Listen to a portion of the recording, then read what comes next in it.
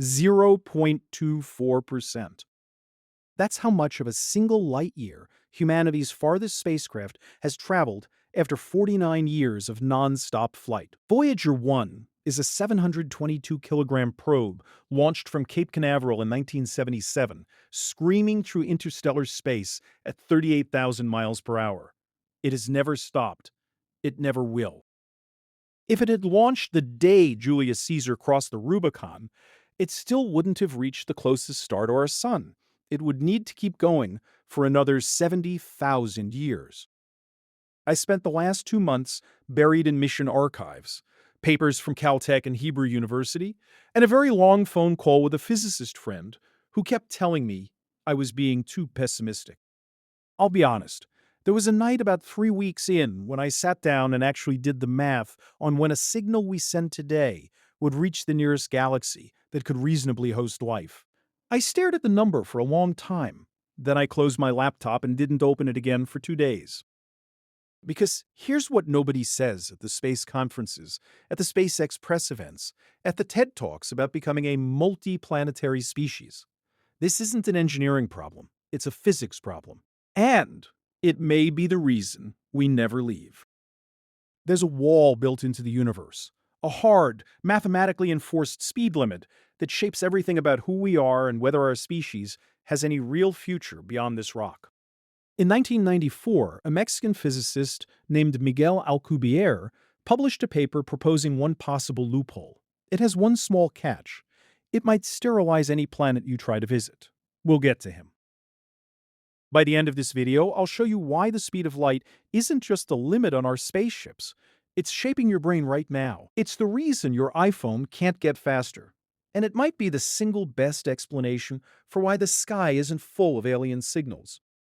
There's also one specific number, 93 billion, that I want you to hold on to. When we come back to it, I promise it'll ruin your week. When Einstein published his special relativity paper in June 1905, a paper he wrote while working as a patent clerk in Bern, Switzerland, on his lunch breaks, he wasn't just measuring how fast photons zip around. He was uncovering something much stranger. The speed of light, 299,792,458 meters per second, isn't really about light at all. Light travels at this speed because it's massless. The real name for this number should be something like the speed of causality.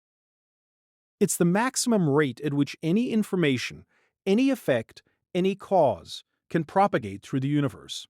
It's the universe's refresh rate, a frame rate for reality itself. I remember the exact moment this clicked for me. Undergrad physics class, half asleep in the third row, and my professor drew a little diagram on the board and said, if the sun vanished right now, Earth would keep orbiting the empty space where it used to be for 8 more minutes. Wait, gravity has a speed. Nothing in my education had prepared me for that. Gravity, electromagnetism, information, cause and effect, they all travel at exactly this one speed. Nothing gets a fast pass. Here's a fact that broke my brain. The speed of light is so precisely defined that in 1983, the international scientific community redefined the meter to fit it, not the other way around. We didn't measure the speed of light in meters. We measured meters in speeds of light. And there's an actual equation that governs how this wall works. It's called the Lorentz factor. No math homework, I promise. The closer you get to the speed of light, the more the bottom of this equation shrinks towards zero. Divide by something approaching zero, and the answer explodes toward infinity. That's not a metaphor. It's literally why you cannot ever reach the speed of light. The universe divides by zero and slams the door. Human brains genuinely cannot process the distances involved. This isn't a metaphor. Cognitive scientists at UCLA have studied this. Our spatial reasoning maxes out around a few hundred kilometers. Anything beyond that, we're just manipulating symbols on paper. Proxima Centauri, the nearest star, is 4.24 light-years away, roughly 25 trillion miles. Here's the scale model that helped me actually feel it. Shrink the solar system so the sun is a grapefruit on your kitchen table in New York. Earth is a grain of sand about 15 meters away. Proxima Centauri, on that same scale, would be another grapefruit sitting on a kitchen table in Los Angeles. That's the closest star. The Milky Way is 100,000 light-years across. Andromeda is 2.5 million light-years away. The observable universe? 93 billion light-years in diameter. There's your number.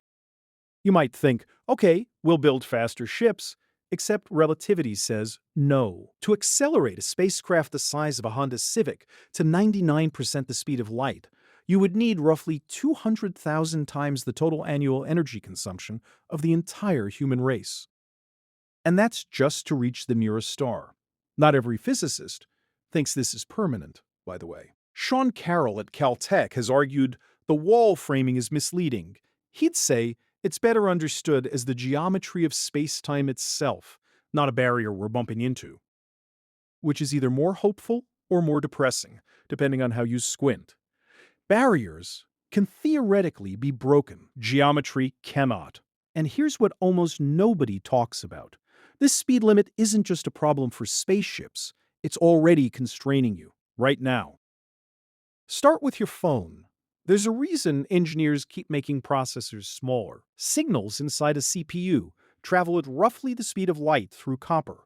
In a modern processor running at 5 gigahertz, light can only travel about 6 centimeters between clock cycles. 6 centimeters, smaller than your smartphone. This is the real reason your iPhone's clock speed has barely increased in a decade. We're not out of engineering ideas. We're running out of universe. Intel's engineers aren't fighting each other anymore, they're fighting Einstein. Now, consider your brain. Neurons transmit signals at roughly 100 meters per second, 3 million times slower than light. There's a reason evolution never produced brains the size of buildings. Signal delay would make them useless.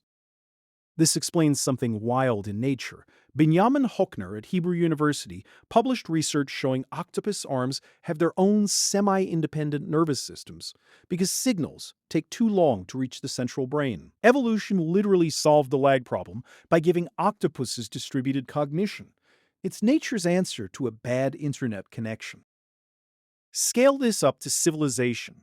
On February 18, 2001, when Perseverance landed on Mars, the 7 minutes of terror wasn't dramatic language. It was literally the delay between the rover hitting the atmosphere and the signal reaching Earth. By the time engineers at JPL heard the landing was starting, it was already over. They just didn't know how it ended. Imagine sitting in a control room, watching a spacecraft you spent a decade building, knowing that whatever happened to it already happened 7 minutes ago. That's not engineering. That's a seance with math. Now imagine humans actually colonize Mars. Real-time video calls with Earth? Impossible. Interactive gaming?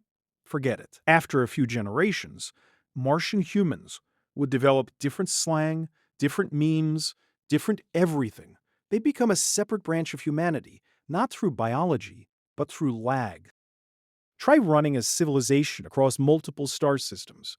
2 colonies, 100 light-years apart, couldn't even fight a war properly. By the time you received news that your enemy attacked, launched a counterattack, and got the response, 5 generations would have lived and died.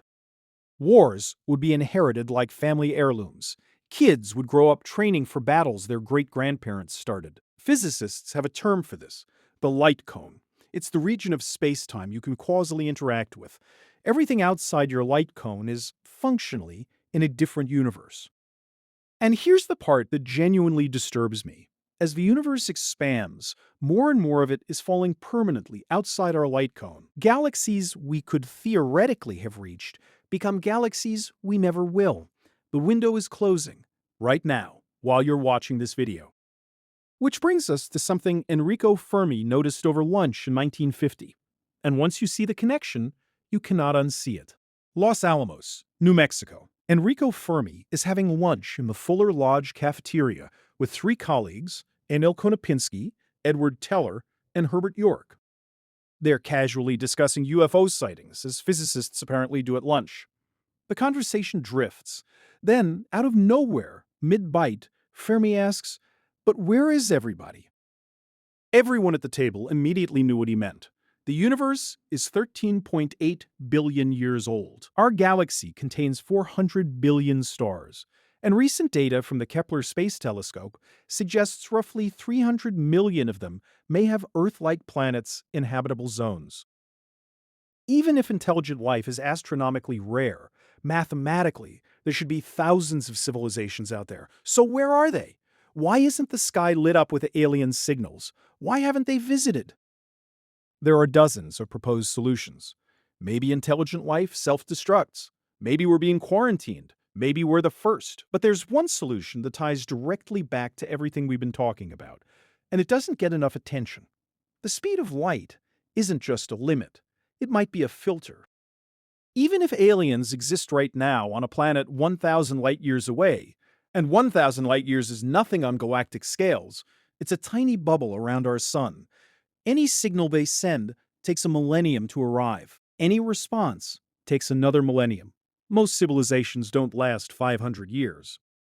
By the time we finished saying hello, theirs might have collapsed, evolved into something unrecognizable, or just lost interest. The Arecibo message, sent by Frank Drake and Carl Sagan on November 16, 1974, was aimed at globular cluster M13, roughly 25,000 light-years away. If anyone's listening, they'll receive it in the year 26,993. Their response, if they bother, will reach us in the year 51,797. We are, essentially, mailing letters to our own descendants 100 generations removed, hoping they'll still care about the reply.